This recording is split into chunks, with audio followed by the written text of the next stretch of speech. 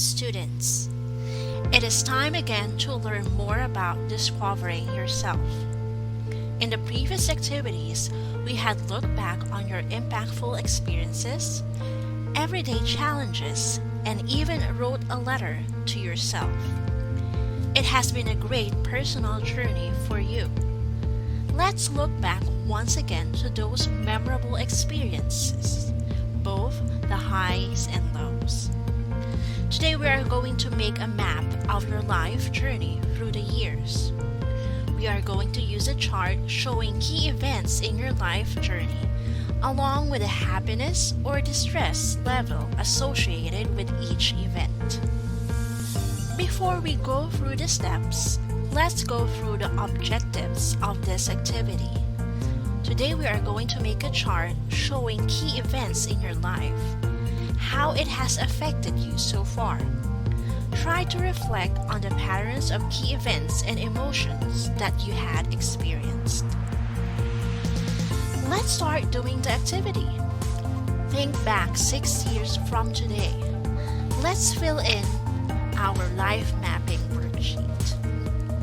In part 1, you need to think about 7 to 10 events that you would consider as memorable. During that time, would you consider yourself as happy or distressed? How happy or distressed were you? Rate it from 1 to 10, with 10 being the strongest.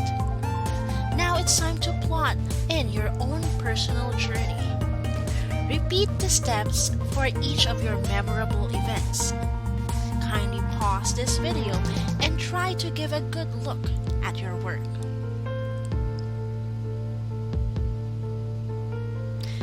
Now let's go to part 2. Take a good look at how your life map looks like. Does it have highs and lows? Identify your personal highs, hills, and valleys. You can use symbols or pictures to represent these events. Take a moment to read and reflect on this quote. Take a moment to read and reflect on this quote. Our experiences shape who we are, but they do not set the limit for what or who we would become. We are not prisoners of our past.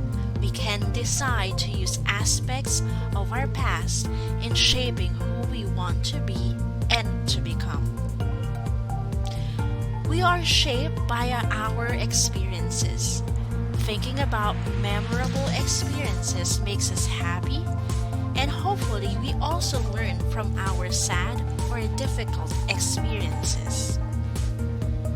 To wrap this up, of all the activities that you had done so far, what do you think about the self-discovery activities that you have done? Share your experience by completing the final reflection journal for this activity. You can also complete this using your student booklet or manual. This is it for now. See you in the next activity.